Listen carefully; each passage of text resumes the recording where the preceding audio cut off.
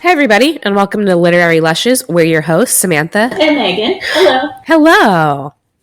And today we are talking about the book Filthy Rich by James Patterson and John Connolly with Tim Malloy, who I think one of them was like actually an investigator. I don't remember which one. Anyway, the book talks about Jeffrey Epstein and just the colossal shit pile that he was. Yes. So our drink for today is the Palm Beach cocktail, because he lived in Palm Beach. Yes. He lived on the island. Down to Florida. So what better drink than the Palm Beach cocktail? Our drink episode is up on YouTube. Yes, if you have not seen it, go check it out. Give us a like. Let us know what you think. I was not a fan of it, personally, but... We're not a fan of him, so... It works out. Not James Patterson. Epstein. Yeah. Exactly. He's the worst. And, before actually reading this book, I've heard his name, and I knew it was, something scandalous, but I didn't know the exact details. And I think when someone suggests this book, I don't know if it was you or one of our viewers. I think it was me. I looked it up a little bit, and I was like, oh, this will be interesting. And the book, actually, I had to go to, I don't know if you ordered yours online or actually went to the store. I think I got mine on Amazon. So we want to tell you guys about our Thanksgiving giveaway. Yes, we are going to be giving away to one awesome lucky viewer. Yay! And all you have to do to be entered into win is just post about us as long as you use the hashtag #LitLushPodcast. And it can be on Facebook, Twitter, or Instagram. And Sam, you want to spell that out for our viewers? Sure. It is hashtag #LitLushPodcast, LitLushPodcast. Yeah, so the contest will go up, obviously, when this episode airs, and it will close before Thanksgiving. Yes. And we'll let you guys know who wins, and the giveaway will be aired on our Thanksgiving episode as a thank you to all of our listeners. And we know we have a lot of international listeners, and we will ship internationally. We will. So definitely share the show so you can get some sweet, sweet swag. Yes, and we did order the shirts in. They came in, and they're very nice. They're super cute. Yeah. We'll throw some photos up on our social media so you guys can see. And of course, if you're a male and you don't want the V cut, we can definitely get it as a crew cut for you. Yes, but we don't judge either way. Yeah. Also, we have a Patreon account now. And if anybody doesn't know what Patreon is, it's essentially a platform where you can donate monthly to help the projects and podcasts that you like enhance their stuff. So it would help us buy better equipment, a shaker that doesn't break, leak, or just utterly fail every time we try to make a drink. It would help us buy quality liquor instead of the brands that nobody's ever heard of. Help us make better, cooler, awesomer merchandise. Help us do more stuff. I'm trying to think of the word. What is the word? Advertising. There we go. Give us a chance to actually spend more time on this rather than our other side hustles. Our daytime jobs, which are not side hustle. This is our side hustle. And there are different tiers. And so anything you guys could donate to help us would be appreciated. And if you go to Patreon, all of the tiers along with the goodies that you get in exchange for your donations will be there. So it's not like you're donating and you're not getting anything back. It'll be you donate a certain amount of money and then you'll get access to the drink episode blooper reel. We'll have the full blooper reel from the video. We're also going to be posting uncut, unedited, just the raw audio recordings of all of our past episodes. Including our interviews with past guests. There's a lot of stuff that we had to cut for time constraints or audio issues or embarrassing stuff, and you will get access to all of that. For the higher tier donators, we're going to be doing kind of like a Jumbotron thing where you'll get up to 3 free messages a year for special events, birthdays, anniversaries, if you want to plug a project that you do. I wanted to say shout out to my friend Kelly, whose birthday is on November 4th. I'm sure this will air way after that, but happy birthday, Kelly! Happy birthday, Kelly! Belated birthday. Yeah. And happy birthday to my other friend Sarah, whose birthday is November 9th. Again, this will be after that, but happy birthday! Yay! Happy birthday! Yeah. So stuff like that. And you would get up to 3 of those a year, and you could send them to us all at once and say, hey, I want these aired on these dates, whatever it is, and we will do shout outs. So there's all sorts of stuff you can get for helping us. And then again, it will make us able to do more stuff for you to make your listening experience even better. So please help us. Maybe get me a webinar on how to video better. Again, a shaker would be just like a quality shaker would be nice. Anywho, on to Epstein, which really just leaves like a bad taste in my mouth. Okay, this was a hard book for me. It was really hard. It was really hard. I'm glad that it was James Patterson along with John Connolly and Tim. Am I saying, is it Malloy? Sure. Okay. James Patterson books tend to be easier reads for me. Oh yeah, you blow through them. As far as stuff, I yeah. Definitely read this in like 4 or 5 hours. And I was thankful for that because it was hard to read as far as my inner soul. It was infuriating. Infuriating. I definitely drank an entire bottle of wine and then some. Red or white? White. Nice. Classy.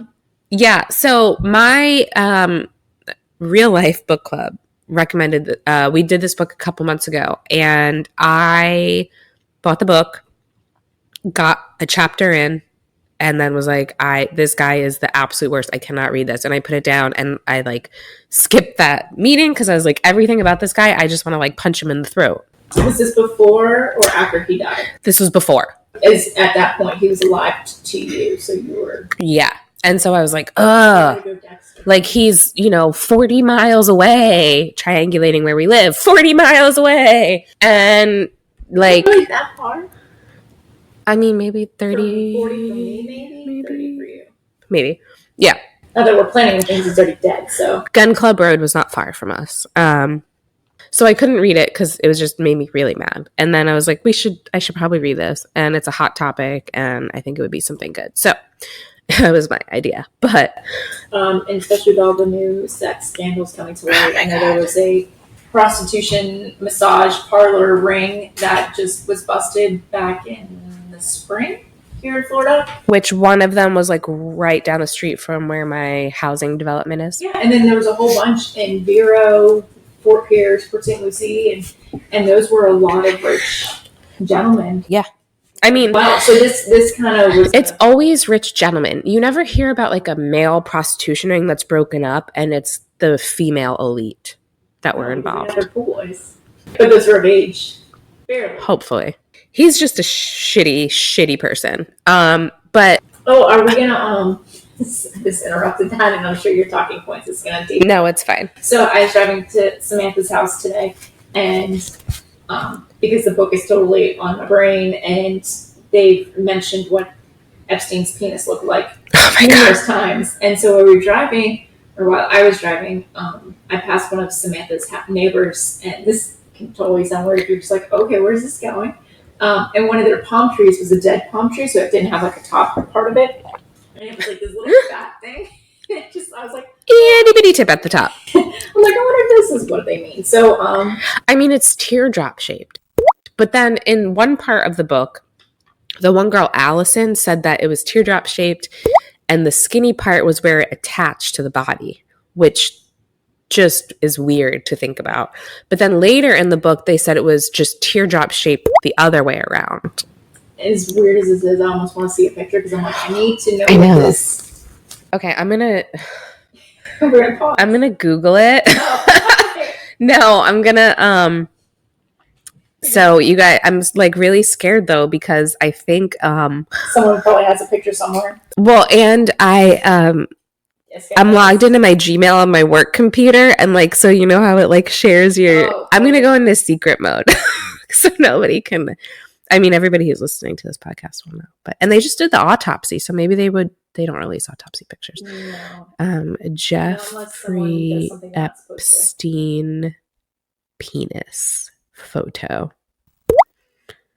I mean, he had a bunch of pictures of naked women in his hallway leading to his bedroom. Like, come on. An egg-shaped penis, a YouTube video. I don't know. No. Epstein had an egg-shaped penis, oblong dong, quote unquote. Ew, what the fuck is that? Maybe some of my friends who are more skilled at the dark web. If you find it, email it to us, literarylushespodcast@gmail.com, just for our morbid curiosity. Yeah. But you know what? The photos of the naked women in his hallways and stuff, like, and in his closet. Yeah, they weren't like professional nudes. Like, you can see, like, there's some famous photographers who have like tasteful nudes. I'm imagining that. I love a good tasteful nude. I ask Mike to send them to me all the time. Anyway. Yeah. I'm gonna save that. So, but I was just like, I'm just imagining him sitting there with one of his like home cameras, just like snapping pictures. Well, and then they were saying that he had that like bullshit claim to the Palm Beach Police Department that his like right hand man stole like $2,000 from him, and he had the police department install hidden cameras. And then when the police raided the house, they knew where the cameras were because they installed it. And after they like installed the cameras, he withdrew the claim because it's $2,000 and you're a fucking billionaire. Like, really? But that whole thing was shady. But it's like, well, what was he using like the cameras for? And he only had access to it. Yeah. Like, it went to the thing. So, he was totally using that for blackmail. And what's also weird is they were saying that when they did the sweep of his house, they found a lot of incriminating shit. But there was left out. But they said that it looked like somebody had cleaned up because he knew of the investigation. Did they clean up? Look at that. Right. That they left pictures of underage girls naked, but then they removed other stuff. Like, what did they remove? I think it was the stuff that he had on other people. Maybe. Like all that shady tax stuff. Yeah. And videos. And certain celebrities and rich people and icon figures. Well, and then one of the girls, what was her name? I'm looking through the book. Virginia Roberts. She was the blonde one that like went to New Mexico and Europe, and she said that like he basically just used her for sex, and he would have her have sex with other people and would say like, pay attention to what they're saying. Yeah. Like some weird undercover agent. Yeah. And he's like, and I'll make sure you get into this school, and I'll make sure shit. Oh, it made me so, because I could see it totally. For a girl who grows up poor, being like, this can get me open the doors, and I just have to do these couple of things. It's not, just stare at the back of the wall and suck it up and just make it through and you'll be set for life. Like, that's insane. I mean, and we're both comfortably middle class, I would say. Yeah, now. But like, imagine being poor, growing up like 30 miles from the uber rich, super elite. And seeing that they have nothing. Everything that you could possibly want and more. And they're just throwing around money like it's nothing. And meanwhile, you're over here counting like dimes and nickels to keep your electric on. Yeah. Well, one of these, you said one of the girls that she tried to bring, like was one date that said she tried to bring one of her friends. Who was like 23 and he said no? No, she ended up losing her house and she wasn't cute. Oh yeah, her best friend, and she was like chubby or something, and they were like, no. She brought her because she knew her family needed money, and he was like, no, she ain't. She's not my caliber. And then the investigators actually interviewed a masseuse who went there like one time. Yeah. And she was like, well, I'm older and I have tattoos, so I'm not his type. And they remarked a lot about my tattoos. Yeah, like, okay, you have a teardrop dick, like, simmer down. The fact that he got away with so much because he was rich and he knew people, and no one knows how he's rich or how he knows people. Super shady. And how many, like, quote unquote close calls did he have where he would be, like, when he was with that stock trading company, and then right before the shit hit the fan, he like resigns over like a dispute about $2,500. Like, he likes that like $2,000 amount to like pick fights over, apparently. And it's like, you're really gonna walk away from a job that's making you millions because of like a $2,000 dispute, and then shortly thereafter this like whole shit bomb drops and a bunch of people get arrested. And the interesting thing I found was how they're talking about in the beginning how he had a certain lifestyle he liked to live. So he would blow through money easily, and he borrowed that guy's jacket to make it seem like So he's like sleeping on people's couches, even though he just like had a whole bunch of money. Supposedly now he's broke again. And then I'm like, okay. And then after his first stint in jail, he had the. And we use that term loosely. Yeah, that was a joke. He had to pay the victims, and he still had money. Yeah, and he still had lots of money. And yep. And nobody knows where he got it from. It's like if he was already spending it before and he was ending up bankrupt because he was spending it faster than he actually had. He had a lot of money. Like that money would set me up pretty good. Oh yeah. Well, they said he could have paid everybody's bail. Yeah. So how is he like? He's like Bill Gates money at that point. But I think at that point when he was like living on people's couches, that was like before he got. I think that was before he started doing this shady tax shit. Right. But he still had a lot. Well, yeah. But if you're staying at hotels that are $1,000+ a night, and if you're whining and dining Sports Illustrated models, and you quit your job, masseuses a day that you're paying anywhere between $200 and $1,000, buying them cars, flying them on your private jets, going to different places, going to your own island, then you got to pay for all the stuff of your own island. I mean, plus your staff, which I'm sorry, but like, not say anything if your staff. I don't know. If I'm sitting there, I mean, granted, yeah, I get it. Then quit. Like, I probably wouldn't work there longer than like a month. Like none of like. I get it. You're like, listen, he's powerful. He's got money. I've heard him threaten people before. I don't want to be harmed. I get that. But at the same time, like, you really anonymous tip, and then quit. Yeah. I don't know. And what was infuriating to me is that there was over 30 victims who came forward more after his death because of they were afraid. Yeah. But they only actually charged him, the Palm Beach investigators, the police department. I thought they did a great job based on what the book said. They could only actually charge him with a handful of crimes. And then, which is like ludicrous because... Which still, all of those should have still put him away for life. But it's like a lot of it happened in his own home. So it's like, I feel like he was very careful and systematic and knew exactly what he was doing because every girl's account was exactly the same. Mm-hmm. They would come to his house, they'd sit in his kitchen. Sarah or one of the other like girlfriends would take them up. Punch that in the face. Oh, so annoying. If you're listening to this, I hope you get food poisoning. Shame on you. Yeah. Take them upstairs. He would come out with a towel, drop his towel, get his gross teardrop dick on his massage table. And then like... Every time you say that... Oh, God. Okay. Hold on. I think I have enough drink here for that. Oh, it burns. Ugh. Okay. Oh, God. Okay. Then he would like have the girls undress and then like see how far he could push them. But every single time it was the same. And it's like, if you actually look at the statutes and the laws and the crimes, a lot of the stuff he did technically didn't break any laws because it was happening in his own home.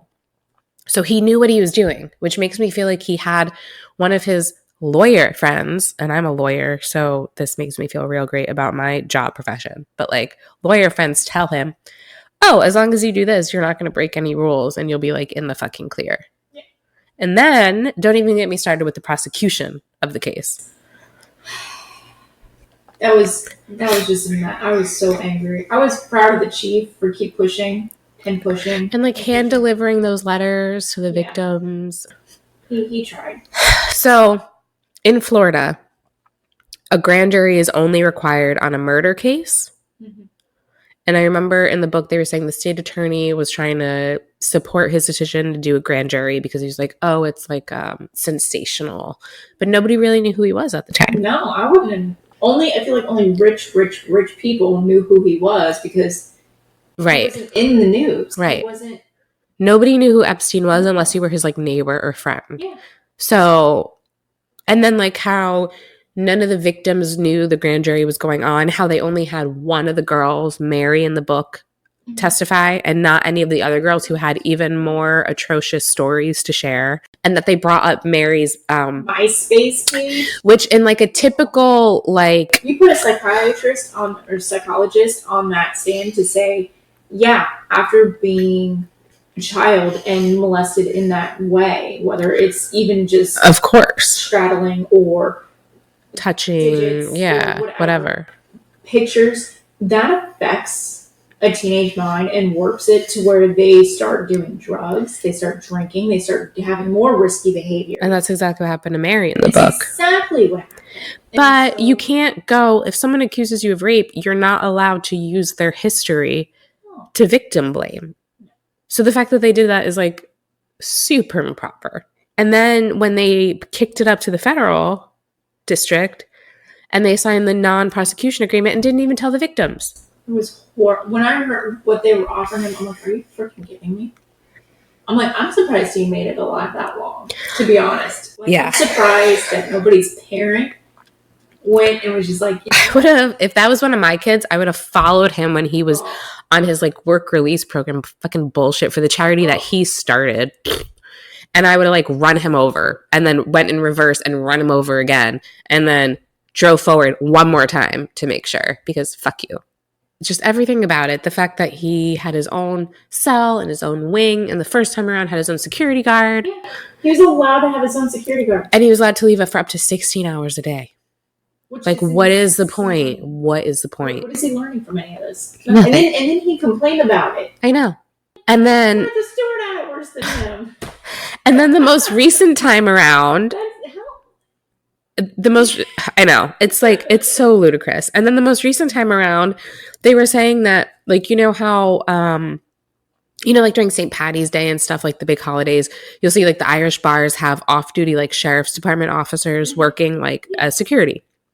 Palm Beach County Sheriff's Department, you can hire their deputies off-duty to be like private security detail. So there were reports that while he was on his work release program in jail, he was hiring the Palm Beach Sheriff off-duty deputies to be security for him at his like charity office. And when you're hired, apparently you are an employee, quote unquote, of the person or company hiring you. So they are no longer Palm Beach deputies. They are security guards for Epstein. I don't know. You would think that they would have some sort of like code of ethics or something. Do this if he's a known felon. Or if he's currently serving jail time. Yes. Yeah. And so there are stories about like that they hired these people. He hired these people and they would just have to like sit outside and kind of like watch, but they couldn't really like do much. And it's just the whole thing, just like shady. And it's also weird that they weren't concerned about him being a flight risk. When he has like 2 planes. And then they didn't even know some of the numbers on them. And then he's got connections. Which is like, how do you not know? Like, doesn't that have to be recorded somewhere? And then he had high friends that could have gotten him on their plane. And because we live so close to many different islands that are what do you call it, where you can't extradite them. Oh, yeah, international water and stuff like that, yeah. He just has to get off and get out over the water enough. And Palm Beach is pretty... We're like a 6-hour boat ride from the Bahamas. Yeah, not even. So in a plane, like, super easy peasy for him to... I'm surprised he didn't do that. Well, he's dead now, so good riddance. Hey, I will drink to that. Cheers! Cheers! So speaking of his death, do you think he was killed or do you think he committed suicide? I think he committed suicide. Mm-hmm. The only reason for that theory, which I noticed this morning, it was like the newest autopsy came out and they're like, yeah, it's definitely, like, the coroners are saying it's definitely suicide. But even before I read that, I was like, makes sense that it's suicide, just to the point because he didn't have that extra security guard. Like, I feel like if he was really concerned, he would have maybe had that. Unless he just felt he was completely untouchable, which is also... I mean, I think he thought he was untouchable. Because if you look at his, like, mugshot and, like, the sex offender things, he has that smug smile on his face. His, like, away message when he was in jail was on vacation. Like, suck my wang, Epstein. His teardrop one? Oh, God. Why would you say that? You drink. You have to drink. That's the rule. I think you're right. I think he thought he was untouchable. And then like his high power friends were like calling the state prosecutor or the state attorney's office, calling the victims' families, investigating the victims and their families. How is that even legal, by the way? Did you see there was the people who were investigating him? He had a private eye following them. Yeah. Like obstruction of, I mean, I'm it's probably legal, but like obstruction of justice to like have your friend or associate call the victim and be like, oh, if you testify in his behalf, like you'll get money. Like, no, pretty sure that's not allowed. I don't know. Everything about this just cringeworthy. But so his death, they said that he was found hanging in his cell. Mm-hmm. And they said that the neck bones, the one neck bone that's by the Adam's apple. I don't know what it's called. I don't want to say the one word because I know the one H word that I'm thinking of is not the right word. What is it? Okay, hymen. Yes, it was that. But I know it's not that. You know what? He probably broke a lot of hymens in his day too. I don't know why I'm looking through the book because it's not that part of the book. It's like the hayoid, whatever that neck bone. It's by the Adam's apple in men was broken. Right. But they say that an older man that will break if you hang yourself. And he was 66 at the time. So they said it's completely possible. But then they also said it's possible that that's strangulation, because then they were also saying that the guards were marking that they were short on guards. Convenient. And they were forging that because he was supposed to be checked every 30 minutes. Oh. And so they would sign that they were checking But they actually weren't. But they weren't. Because they were so short-staffed, they didn't have people to go check on it. So it could be, but then there's ones who are like Bill Clinton or Trump was actually trying to have him killed. And I'm like, because that one time he let Bill Clinton on his plane. Yeah. Okay, but here's the thing though. He did all that shady tax shit for like the top like 0.001%. So it's fun to believe in the conspiracy theory. It is, especially if you throw the royal family in there. Very true. And by the way, Prince Andrew just got in trouble again too. 2 days ago, he went to the country where there's a lot of prostitutes. Something with a B. Something with a B? Yeah. Bolivia. Bosnia. Hold, I will Google it. I'm not good at geography. Oh boy. Because while I was reading, I'm like, who's Prince Andrew? I am such a bad person not knowing that. No, I know 4 royal names. He's forgettable. It's fine. And also, I'm going to go on the record and say that the whole royal family thing, it is the biggest welfare scam of all time. They have no power. They have no power. Except for, unless they killed them. Well, okay. They have no political power in the government. No. Welfare scam. Not princess, prince. Princess, and he might be a princess. We don't know what he does in his spare time or what him and Epstein do. Andrew, Duke of York. Dick of York, more like it. Also, speaking of Dicks of York. Bangkok. Oh, Bangkok. Jeez, how did I not think of that? Okay. Also, that's not a country. Oh. Prince Andrew visits sex capital Bangkok following Jeffrey Epstein. I'm done with the Jen. Epstein scandal. Yeah, Bangkok's in Thailand. Right? Am I making that up? I'm pretty sure. I don't know, but it was it all broke news, I guess, 2 days ago. He is a shit sipper if there ever was one also. And so I really laughed very hard when they mentioned in the book in passing that he's friends with Elliot Spitzer, who is the New York, I think he was a governor, not a governor, but he was involved in that prostitution scandal. Mm-hmm. It's funny how it's all coming out now. Yeah. Well, we're not putting up with it. I feel like people are done with this. It's the underage that drives me up a wall. Oh, yeah. And sex trafficking. If someone's being forced to do it out of there. And that's how they got him the second time around, was under the sex trafficking statutes. Which was kicked up a notch. I feel like they had a special task force. Mm-hmm. You can't even go into, in Florida, we have the Florida Turnpike. Mm-hmm. And they have rest areas, and inside there's big signs about saying if you know someone or if you're sex trafficking contact, blah, blah, blah, blah. Well, it's very prevalent in Florida because a lot of the human trafficking a lot of times is geared towards, because we have a lot of migrant workers on the farms. And so they will have these human trafficking prostitution rings geared towards these migrant workers. And yeah, they had the big bust a couple years ago. Mm-hmm. It's I feel like every time we turn around, there's another. Yeah. And so this is interesting. New York State, they actually lifted the statute of limitations on, Really? I think it was, I don't remember if it was rape or if it was a human trafficking, but for like the year, they apparently lifted the statute of limitations so any victims could come forward and file a claim.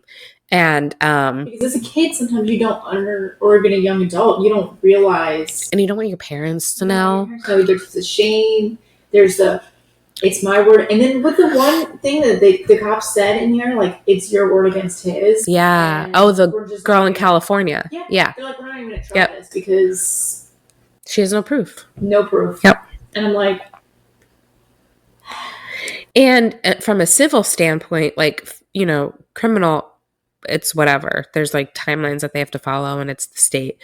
But from a civil standpoint, if you're suing him, if he really wanted to, he has the money to drag that litigation on forever, knowing that you're eventually going to run out of money. Yeah. So if you're not having an attorney do it for you pro bono, you can't afford to have litigation ongoing for 10 years.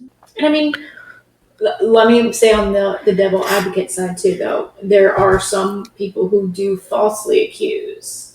But in his case, there are so many women with the same story. And they did not all know each other. No. And they didn't know each other were coming forward. In neighbors were saying there's these young girls. Like, yeah.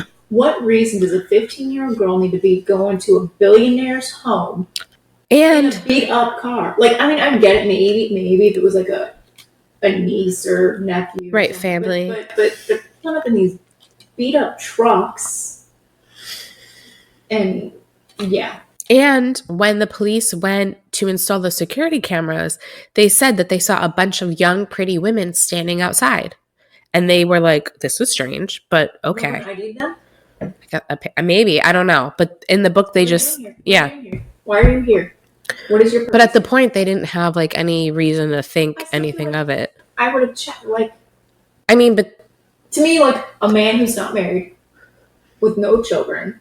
That we know of. I just be like, hey. Because, like, the one time I got pulled over, they not only checked my ID, but my passenger's ID. That's weird. Yeah, it was a little weird, but other things happen. I mean, but think about it. If you're coming to a private residence house to install security cameras and you see a bunch of people and you're the police, right? And there's like all of this uproar about police like overstepping their bounds. You're on a private person's residence. But I'd still just be like, hey, and then actually, you know what? Like, some things were stolen. We just want to see who's all here. We're canvassing the area. Maybe, but this was, I think, after he, yeah. It's just, I don't think they really had the grounds to question them. But, so I did some research. And by that, I mean, like, some quick Google searches. There, I found 2 lawsuits that are currently pending in the Southern District of New York. 2 victims versus the estate of Jeffrey Epstein. The first one, if anybody want to look it up, is Caitlin Doe, Katlyn, versus the estate of Jeffrey Epstein. The second one is Priscilla Doe, Priscilla, versus the estate of Jeffrey Epstein. I think it's the same attorney, Brad Edwards, who represents both. And I think he was mentioned in the book too, because I think he represents a lot of the victims. But he says that his clients were molested while Epstein was actually in jail and that he would fly them down from New York to Florida and they would visit him while he was either at home or at his like charity office. And that's when they would get molested. The Priscilla story is a little bit interesting. And again, this is all in the complaint, so it's all public record. Priscilla is a 22-year-old dancer in New York. I don't know what kind of dancer. She finds out that Epstein offers money for massages. So she goes to his house in New York. She tells him she's a virgin and that she intends to remain a virgin for religious reasons until marriage. But she has some sort of health problem and needs an expensive operation, so she's doing it for money for her operation. Her complaint says that Epstein had sex with her against her will 5 times during the massages, that he flew her to his island 20 times and had sex with her routinely down there and always gave her money for every interaction. But it was never enough for her operation. Then she also claims in her complaint that she flew to to see Epstein in Palm Beach County once while he was arrested, under the promise that she would get a job with his charity organization, and that she had sex with him while he was in jail, and he didn't give her the job but paid her for her visit. And so that her attorney, Brad Edwards, says this is a violation of the human trafficking law by fraudulently inducing this girl, Priscilla, to come to Florida under the promise of a job. I feel like it's now what he did, definitely not cool. Right. I feel like it's a little bit of a stretch for the human trafficking law, though. Yeah, I wouldn't classify that. I'd probably more call it like fraud and prostitution. Like, yeah, and especially because she could have gone elsewhere. Right. And she's been doing this for quite some time. If she was flown to his island 20 times. After the first time and you didn't want him to, I don't know. Like, we're not trying to victim blame here. We're trying to look on both sides. Definitely not victim blame. And as far as I know, these lawsuits are still ongoing, again, because it's against the estate. So. But it's just, I don't know. But again, it's also hard when you know a very powerful man is. Right. And he's been violent with you or violent with other people. You've seen him threaten people. He may have threatened you. Yeah. You're in a bad spot. He's promising you things. He's charming, quote unquote. You know who he kind of reminded me of, because I just recently watched this less than a year ago, was the Ted Bundy. Oh, yeah. So I felt like but not a killer, as far as we know. So I felt like it was the same sociopath or psychopath. Both? Okay. I feel like both apply. Because they're narcissistic. They think no one's going to catch them. They think they're the smartest person in the room. Yep. And rules don't apply to them. Yep. And so a lot of it I was reading and I'm like, they are definitely very similar in that sense. And I just thought it was interesting. He couldn't keep a long-time girlfriend.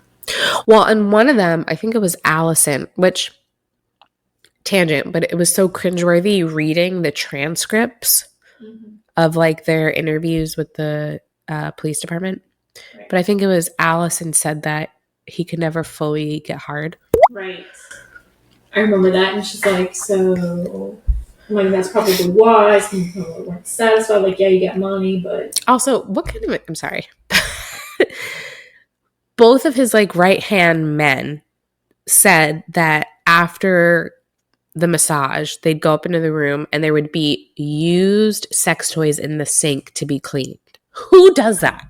Who makes somebody else clean up the sex toy that you use? And stuff you get. Like, I was like, I'm done. Like, how much are you getting paid that you are willing to, first of all, go along with child prostitution? Right. And then second, clean up someone else's used sex toys that are just laying there, just like, ew. You just left them there. Ugh. Like dirty laundry. Right. Here you go. Ugh. Pick it up after me. God, no. It's gross. So part of me wishes he was alive so he could actually have to face all of the crap against him. Part of me hopes that he was actually murdered by someone so that he suffered a bit, which is horrible to say, but it's true. No, actually, yeah. Someone dextered his ass, I hope. Yeah. But the rational part of me is like he probably killed himself because he knew he was shit out of luck. Yeah. Because New York ain't playing. No. I don't think he had as many connections in New York as he did in Florida. Or just... And then with the whole #MeToo movement. Yeah. You can't get away with... Because I think when he was first tried, that wasn't a thing. No, because it was back in the early 2000s, right. Yeah. And so no one was going to let up on this. And now everybody was going to know his name and not for the right reason. And he wasn't going to be able to... get away with it. Anytime he turned around, somebody was going to be accusing him. Whether they did or not. At that point, he was just going to... And nobody would go near him. Yeah, he was basically at the end of the road, and he would either have to, like, face some music for everything he did. Yeah, because they didn't allow him out on bail at that point, right? Because he couldn't... But think about it. Like, he's a narcissist, right? Like you said, who thinks he's smarter than everybody in the room. What better way than to take matters into your own hands when there's nothing else you could possibly do than to just kill yourself? And now there's no one who... They can't testify against him. So they can't bring a criminal investigation against somebody who's dead. They can't put him in jail. I don't know. Well, it was a heavy book, but we learned a lot. We did. I know I did. Yeah. It's good to know these things, though, too. Yeah. That's all we can say. Sorry it's not so funny and lighthearted as it normally is, other than teardrop penis. Ugh. Take a drink. All right, I have a sip left. Here we go. Oh. This is epic. It's just like, I don't like gin. Okay. Oh, okay. Anyway, now that misery is over with, on to happier things. Yes. So for our Conscious Corner today, there are more wildfires in California. But super sad. Super sad. But we have happy news. I mean, anyway. Positive light of a bad situation. Yes. So we found an article that said that Matthew McConaughey teamed up with some volunteers from Wild Turkey, I guess a whiskey company.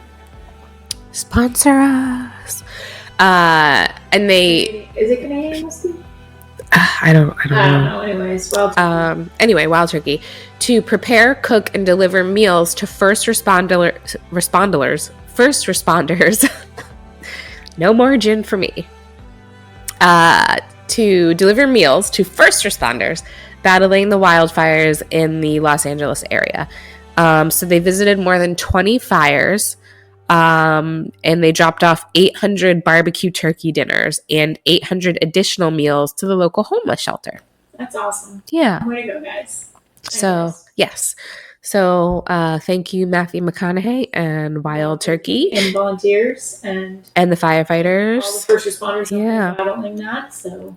Very scary. I'm glad we don't have... we have fires in Florida, but not as bad. No. Yeah, that's really scary. For like weeks. Yeah. Ours go for like an hour. Until the next rainstorm. Yeah. Anyway. So that'll about do it for us today. Our next book is going to be Where the Crawdads Sing by Delia Owens. Our next episode is going to be going up on actually Thanksgiving. Yeah. It's going to be our fan appreciation episode. We're so thankful to have all of you as our fans. Yes, and again, my friend Julie is going to be joining us as a guest. Her favorite book is Where the Crawdads Sing, and that's why we picked that one. And she will be with us for the drink episode and the actual podcast, so that'll be really fun. I'm excited to actually meet her in person. In person, yeah. And so again, that'll be going up on Thanksgiving. Our giveaway is going to be open until shortly before the Thanksgiving episode. Basically, we're going to keep it open until right before the episode airs, and then we're just going to let you guys know right before who wins. So thank you for sharing. Thank you for using hashtag Lush podcast. And again, that's how you enter, is to just post something about the show using that hashtag Lush podcast, either on Instagram, Twitter, or Facebook. Again, we do ship internationally. So as of the date of recording, in addition to the US, we have listeners in Germany, United Kingdom, Canada, Australia, New Zealand, Sweden, Czech Republic, Ireland, Netherlands, the Oman, Philippines, Taiwan, South Africa, and quote unquote others. Wow. Which I don't know what others means, but that's cool. That's cool. So thank you guys. Thank you. Yeah. That's good to know. So please join our giveaway. And again, if you guys can spare anything to help us take this podcast from a shitty side gig to something a little bit more professional. Just so we can add some special effects videos. Get a real shaker, unless you guys like seeing me break things every week. Some real glasses. Dollar Tree. Yeah, we made a run to Dollar Tree today because we realized we didn't have martini glasses, and we left without martini glasses. So yeah, help us look like the professionals that we pretend to be. Also, we're trying to do a thing where we wear funny t-shirts in every video now, or costumes, depending on it, like our zombie video. Yes. I feel makes it a little more exciting. Yeah. Just to get, not seeing just a plain t-shirt and whatnot. But yeah, so it'll go to stuff like that. So like us, share us, tweet about us, follow us, subscribe. Let us know what you think. Again, we're a new podcast. We're going to be putting together our book list for 2020. For 2020. So let us know what you like. And so far, our sci-fi fantasy episodes are doing the best. Which doesn't surprise me because that's my genre of choice. It's my genre too. Well, that and young adult. Have they done a young adult yet? We were supposed to. We were supposed to, and we had a little. Yeah, we had an issue. I think one's coming up. If not, February. February we have one. Okay, we do. Pick that one. Okay, so yeah, let us know what you like, and until then. Stay lively with your libations.